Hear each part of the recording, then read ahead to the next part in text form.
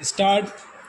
अध्यक्ष जी, मैं वित्त मंत्री महोदय द्वारा प्रस्तुत इस वित्त विधेयक का समर्थन करने के लिए खड़ा हुआ हूँ।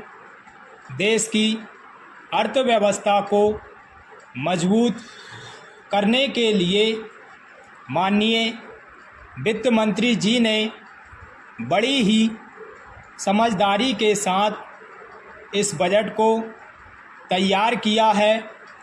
सस्ते दाम पर वस्तुएं उपलब्ध कराने और ग्रामीण क्षेत्रों में कल कारखाने स्थापित करने की ओर ध्यान देकर ग्रामीण क्षेत्र के युवकों को शहरों की तरफ जाने पर रोक लगाने का बजट में अच्छा प्रयास किया गया है। ग्रामीण विकास बैंकों की स्थापना से ग्रामीण क्षेत्रों को लाभ हुआ है। इसमें यह भी सिद्ध होता है कि गांवों की ओर भी हमारा ध्यान गया है।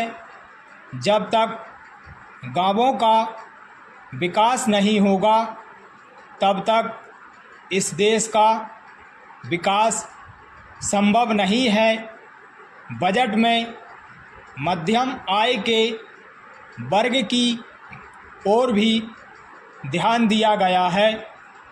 विरोधी दलों के सदस्यों ने बजट के बारे में सदन में जो आपत्तियां उठाई हैं उनकी ओर ध्यान देकर वित्त मंत्री महोदय ने करों में राहत देने की घोषणा की है। मैं उसके लिए मंत्री महोदय की सराहना करता हूं तथा उसका स्वागत करता हूं। आलोचना करना सरल है। देश में जो उत्पादन होगा तथा जो कर वसूल होगा उसी के द्वारा देश के हर क्षेत्र का विकास हो सकता है। पैरा इस बजट से यह प्रतीत होता है कि देश से गरीबी का उन्मूलन किया जा रहा है तथा देश में समाजवाद लाने का प्रयत्न किया जा रहा है। इससे किसानों को प्रोत्साहन मिलेगा और बेरोजगारी भी दूर होगी।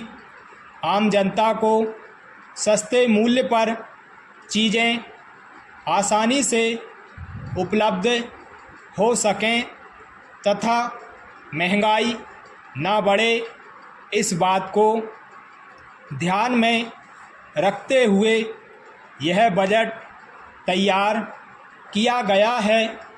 मैं मंत्री महोदय से और इस सदन में उपस्थित सभी सदस्यों से निवेदन करना चाहता हूं कि बजट में कुछ उचित संशोधन करने के लिए सरकार से अनुरोध किया जाए और उसमें बेरोजगारी तथा किसानों की समस्याओं के बारे में कुछ और अच्छे निर्णय लिए जाएं।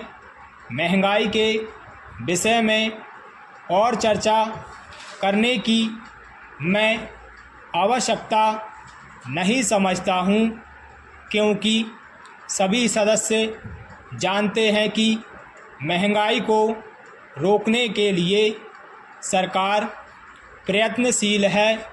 पैरा महोदय, बेरोजगारी समाज के लिए एक कलंक है। यदि इसे दूर करने के लिए उचित कदम नहीं उठाए गए तो क्या होगा? इसकी कल्पना मात्र ही डरावनी है। यदि लोगों को काम नहीं मिलेगा तो समस्या विकट होती चली जाएगी। आज देश की हालत को देखते हुए यह आवश्यक है कि देश की खाद्य स्थिति को सुधारा जाए। मैं आपको बतलाना चाहूँगा कि यदि खाद्य स्थिति सुधर भी गई तो जिन लोगों के पास पैसा नहीं होगा वह खाद्य सामग्री कैसे खरीद सकेंगे और अपना गुजारा किस प्रकार करेंगे।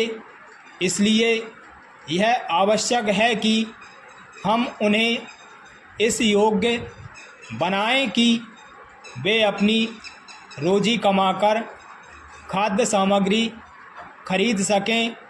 जिन लोगों के पास खेती करने के लिए ज़मीन नहीं है उन्हें ज़मीन मिलनी चाहिए।